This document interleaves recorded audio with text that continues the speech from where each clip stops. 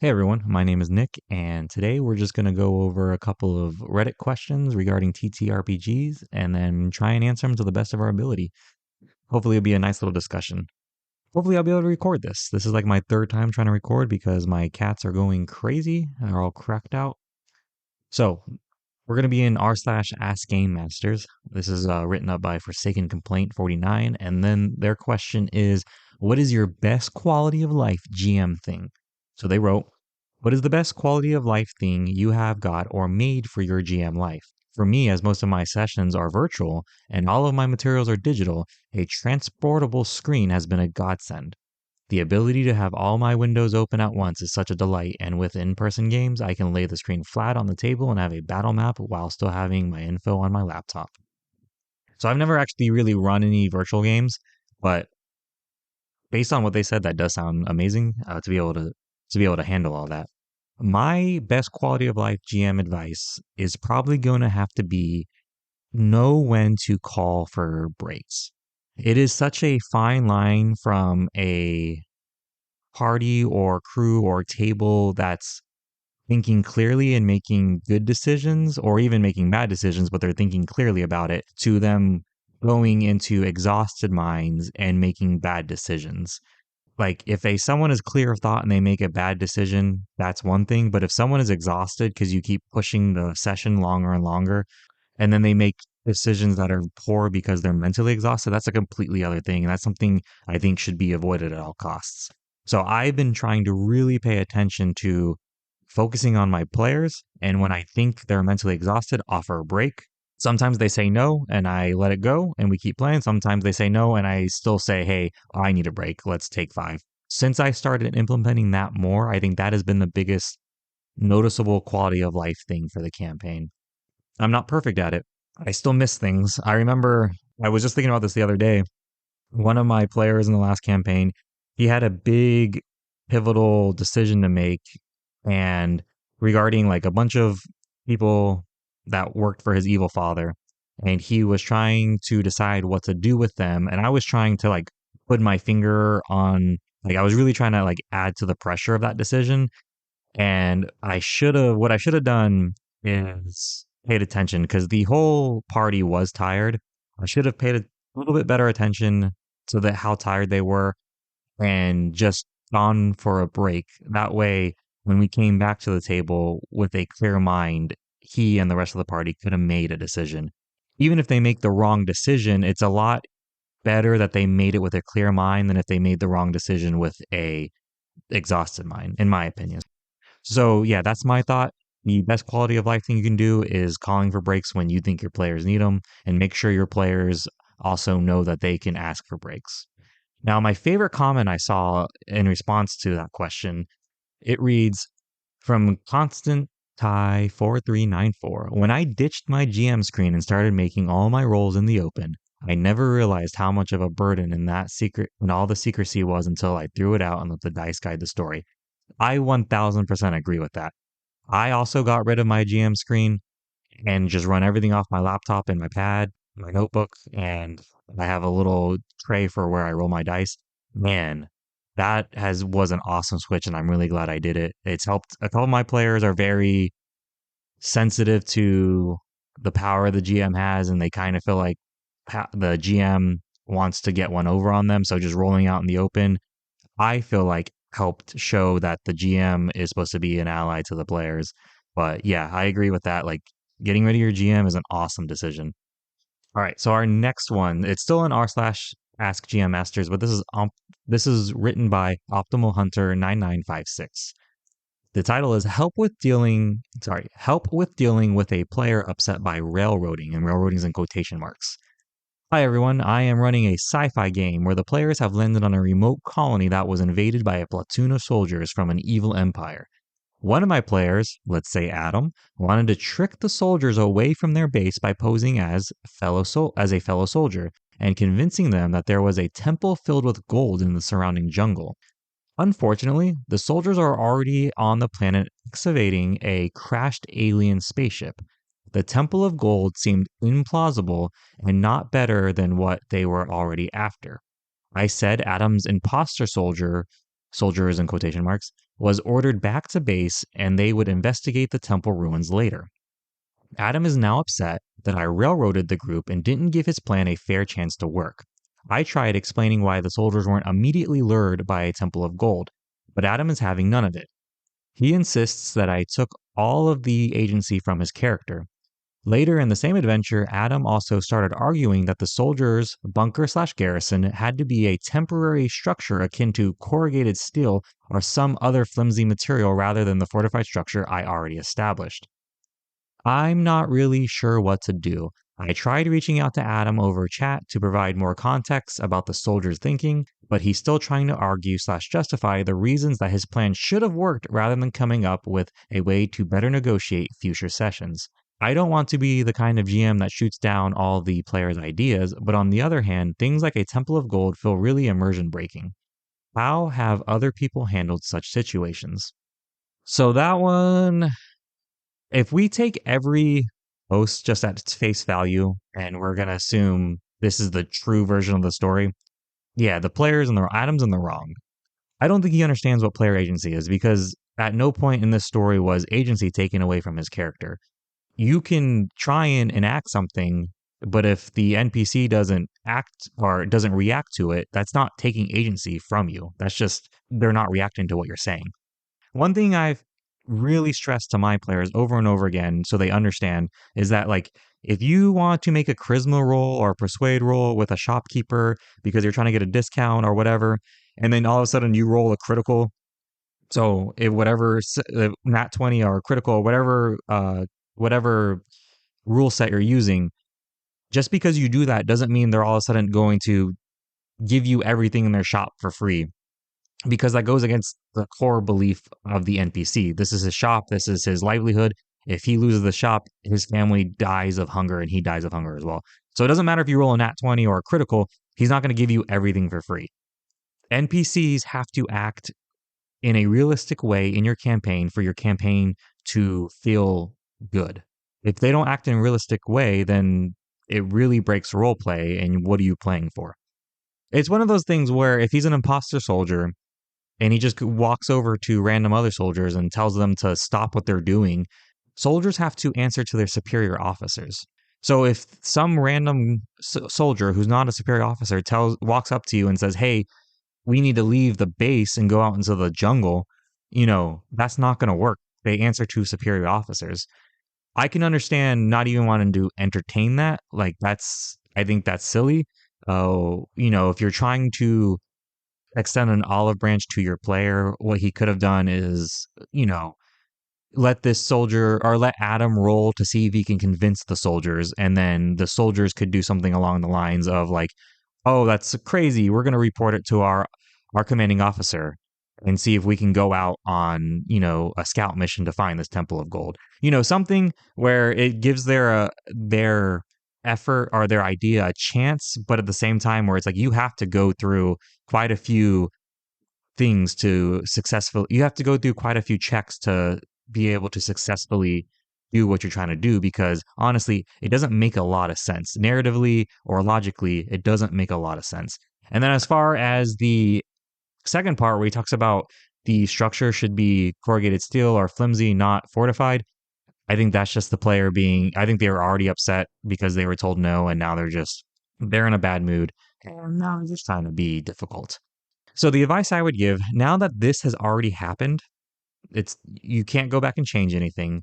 And it says Adam, I tried reaching out to Adam to provide context, but he's still trying to argue, justify the reasons. So if he's not willing to listen and he's only going to argue, I would just say, "Hey, this is how I run my NPCs. They don't just do anything blindly. You would have to do multiple checks." Or I guess if he doesn't want him to do checks, like just, "Hey man, this is how I run my NPCs. I try and be realistic. You did not have a good enough reason.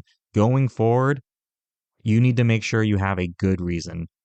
I'm sorry that we don't agree on it, but let's just leave this here. We don't agree. It doesn't need to be a thing." And then if he continues to make it a thing, then that's when you might need to be a little bit more forward or harsh isn't the right word, but like a little bit more forward and let them know like, hey, that behavior is not acceptable. You're now distracting the rest of the players at the table. If you continue, I'm going to have to remove you from the game kind of thing. But, let them know like, hey, I would be willing to do different rolls and checks if this were to happen. Like you don't want to completely ice them out and shut them down because that can feel really crappy to them. But at the same time, they have to provide a good enough reason for a check to be made. So that's my thought. So on this post, my favorite comment is from Bim Barbarian. Funny enough, pretty much everyone is saying that this isn't player agency and this guy, the Adam, is an idiot. But it's a little bit of a longer comment, but I think it's a very, very good. I think it's a very, very good response. So Bim Barbarian says, "This isn't railroading. Don't let these words get to you. If Adam has no history of this kind of behavior and it's something that came out of nowhere, it's possibly just a misunderstanding and you are on the same page. This is something you can talk out. On the other hand, does Adam have a history of objecting to things when it would give him an advantage? Does he accept your rulings and created fiction enthusiastically, or is he always grumbling about something and trying to steer you in another direction? Your answer to these questions will tell you if he's trying to manipulate you. If this behavior continues, it is likely to affect you when you are planning future sessions and affect your self esteem." That is a brilliant little 2 sentences. That is awesome advice. Ask those questions and it will tell you if he's, manipulating you or if he's just having a misunderstanding and if that behavior will continue. And then he continues, if he has a history of this kind of behavior and saying he is still trying to argue/justify suggests this isn't a one-off thing, I kick him from the group immediately. I am not exaggerating here. You can't fix a player like this, and it is not your responsibility to try. And as long as they are in the game, they are a ticking time bomb. At some point, they'll ruin the game for you and for everyone else. Yes, a temple of gold. Is it the best he could come up with? And he's surprised people didn't fall for it without evidence? I'm not surprised these soldiers shut that down, and I'd have them look closely at him and the group, wondering why they were obviously trying to lure the soldiers away. I think that is a great comment and response. It really explains in good detail what the GM should be doing going forward with that player. So excellent response. All right, so the next one, we're still in r/askgamemasters. This is Dracon Pyrothean. Hopefully I said that right. I don't think I did. Now, this one is actually one of my biggest fears as a GM that runs a campaign, and that is, the title is, "One of my players just dumped another. Advice on how to deal with this." So the body says, they have been dating online for about a year, and after an international trip to meet in person, she broke up with him due to a lack of chemistry. And while both have expressed a desire to remain friends, that's still a delicate situation. Meanwhile, I am incredibly grateful that their characters aren't dating in game too, thanks to a meddlesome NPC and a whole lot of luck. So, yes, that is literally one of my biggest fears as a GM. I do have a couple single players in my party that they start dating them like each other, or they start dating someone who is interested in joining the campaign, and then that all implodes on itself and they end up breaking up, because man, that would be such an awkward position to be in where if you're a year into a campaign and then 2 of your players break up, like what do you do? So I've never been in this situation. I've never had to deal with it, but I think what I would do is basically just let them know, hey, are y'all comfortable? Well, okay, separately, I would talk to each of them and just be like, hey, you know, where are you at emotionally?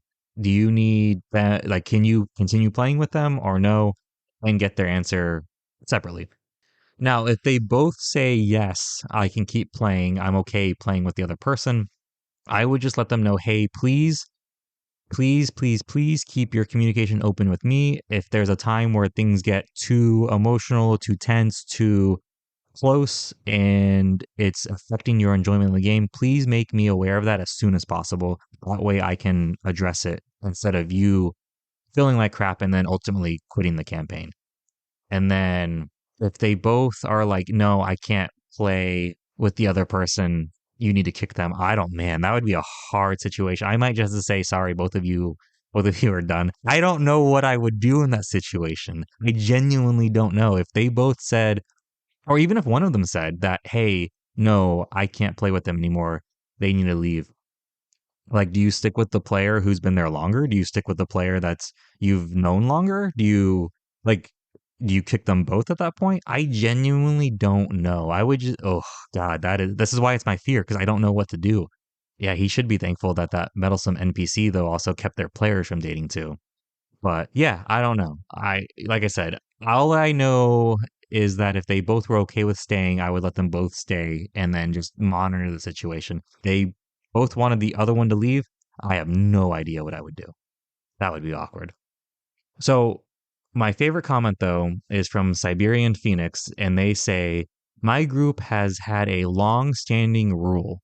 Once you come to sit at the table, anything that happened outside of the game is left outside of the game. If you cannot do this, then you need to excuse yourself. That's really, really good advice. I might actually steal that and bring it up with my group. Thankfully, in the last, I don't know, I've been playing with this group for like 4 years or something. Nothing like that's really happened where that rule needs to be implemented, but it would be nice to have it and not need it, then need it, not have it kind of situation. So I may be stealing that. And I think that would be actually, it's a very good rule to help with a situation like this because if they're both extremely emotionally hurt and they want the other one to leave, you don't maybe have to kick either of them out, but if you give them a couple of months away from each other and away from the game, they may be able to in time be able to play with each other again and then they can sit at the same game table. Yeah, again, my one of my biggest fears when it comes to TTRPGs. So, but that is great advice, Siberian Phoenix. Now, the last thing we're going to do, it's not going to be a question, but instead we are going to do a D&D horror story. So this one is found in r/D&D horror stories, and it's written by Molly Molotov. And the title is Women Can't DM, the first and last time I'll ever run a game. So the body reads, I used to play with a D&D group for a few months when I got the idea that I wanted to start my own one-shot campaign. I wrote one up, and it took me about a month to get all the world building complete. When I announced I wanted to run my game after our current one was wrapped, the current DM laughed at me. He said girls can't DM, that nobody would take my lead because girls aren't effective leaders. I ignored his BS, and after he wrapped up, I set a date for the next weekend. Everyone showed up, former DM included, but nobody would listen to me. I tried to establish the story, but they'd talk over me about everything from ordering pizza to who should go and buy some beer in the middle of my game. After 3 hours of me trying to herd these cats, I gave up and ordered the pizza, and I ate in quiet defeat. DM, very smugly, had taken the time to tell me so before leaving me and the rest of the gang. That's when I found the truth. The former DM told the rest of the guys to not to listen to me because I needed to know my place in the group and to stop trying to take over his group. I never went back nor spoke to any of them ever again. I was called childish, but what's really childish is sabotaging a game and not talking his concerns out like a big boy. Nearly ruined my love of the game and definitely ruined my desire to run one. Edit. So she goes through a couple of edits explaining what her premise for her one shot was, but then her final edit says, after hearing all your encouragement, I'm going to try again with a new crew. Thanks, everyone. Man, that's messed up. That is one of the dumbest things I've ever heard a man do. Like, so I'll be honest, I'm predominantly the GM for my group, but my wife has done a one shot and I loved it. It was one of my favorite one shots we've done. This was actually before we were even dating, but it was one of the most detailed and well thought out one shots I've ever been involved in. So the fact that someone out there believes that, hey, women can't be a DM is just stupid. If you believe that, you're dumb. Like it you can't even call them children because even children aren't that dumb as to genuinely believe that a woman can't DM. And at the same time, a DM isn't a leader. Like the DM isn't leading anything. They just act as the world. It's not like it's just people like that drive me crazy because it's so damaging to people's self-esteem. I'm glad she left. I'm glad she doesn't talk to them anymore. They're just genuinely bad people and they don't deserve to have someone like her in their game. And the fact that multiple other men, and I shouldn't even call them men because they aren't men. And I won't even call them boys because that's an insult to boys. She calls them cats. That's an insult to cats. someone who has two, even though they're menaces, that's still an insult to cats. But like they're just they're they're just these little people. Like the little tiny guys. And they all went along with it to try and make her feel bad because, and it's not even like she tried to start her own campaign. It was a one shot.